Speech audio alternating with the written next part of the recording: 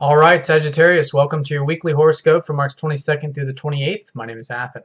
Okay, so we have a very nice week this week. We've got nothing but nice aspects in the aspect grid, and we've got some good motivational energy. Mars is going into Aries, leading in a lot of the stuff that we probably were reflecting on over the last weekend during the solar eclipse. And for you, that had to do with your fourth house: home, family, past, roots, your sentiments, your emotional body, these types of things, the things that anchor you in life.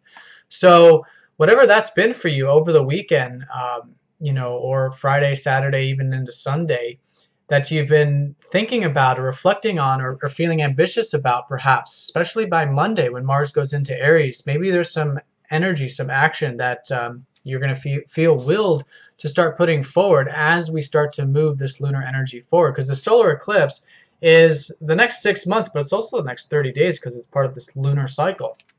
So as the lunar energy start to build, we're going to have more motivation and drive to pursue these things. And I think a lot of it will have to do with that fourth house. I think a lot of it will also have to do with your third house of communications, teaching, writing, sharing, where you have Mercury right now, and because he's going to be making some major aspects this week.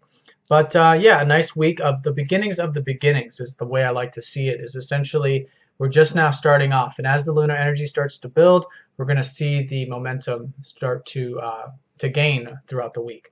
Now, it starts on Sunday when we have Mercury sextiling up to Pluto, that Mercury in your third. So I think recently you have been teaching, writing, sharing, communicating, or at least could be focusing on these things. And on Sunday, it's a fantastic day for you to do these things, especially relating to your goals, your ambitions, your drives in life, which is Pluto in the first house. So I don't know, it could be that maybe you guys are taking a course, and so that would be a good day to maybe do some studying in relation to that. Basically anything that uses that mental faculty to really dive deep and see the matter of things. It's a good energy, a good way to utilize that energy to get the most out of it. Because with every Mercury transit, it's always something to be learned, something to be understood, which then facilitates the rest of the process. And this facilitates the rest of the week, because it starts right there on Sunday, and then on Monday, Mars goes into Aries, which is that fifth house.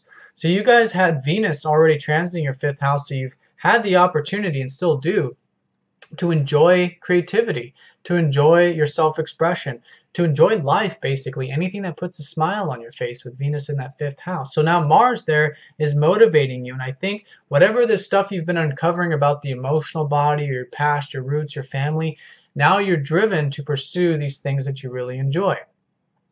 Out of that, out of those feelings, out of those sentiments. So for the next couple months, while we have Mars in Aries, by all means, pursue those things. Monday, the energies are still a little bit low because we're just in that crescent phase.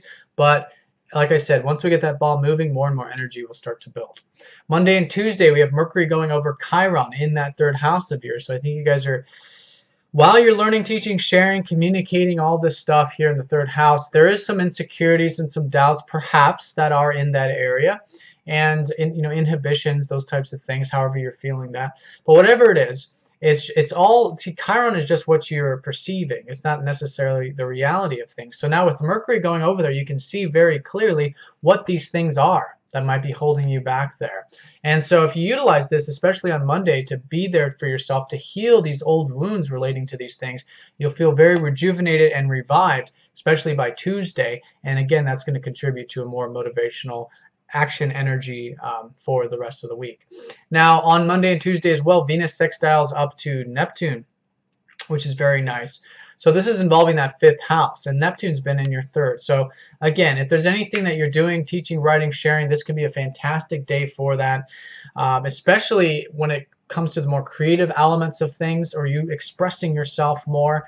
It could be a romantic day for all of us as possible, or just enjoying relationships on that really deep one-on-one way. But it could be romantic for you guys because Venus is in the fifth. So it is a romantic time for those of you in relationships, or if you're single, it could be during this Venus transit that you can just enjoy the single element, being single in your life, like a little bit of the flirtatious, a little bit of just being playful and fun and not taking things too seriously.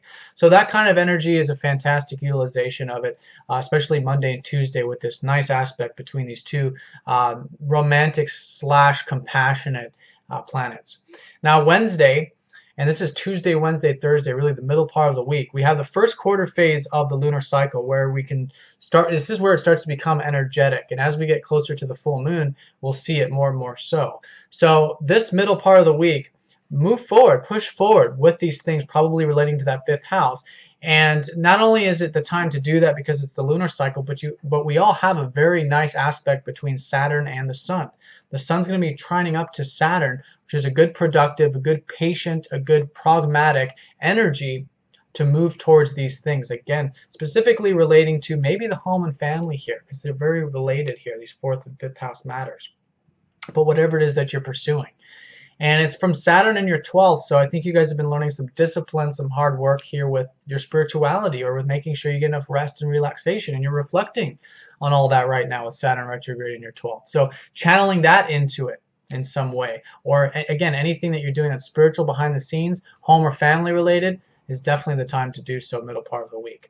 Now on Friday, we have Mercury going into Pisces. He's not really comfortable here in Pisces, but it's your 4th house, so this is the time where you want, for the next few weeks, is you want to think about, your home, family. I think you already are, but this is where you can really start to apply it.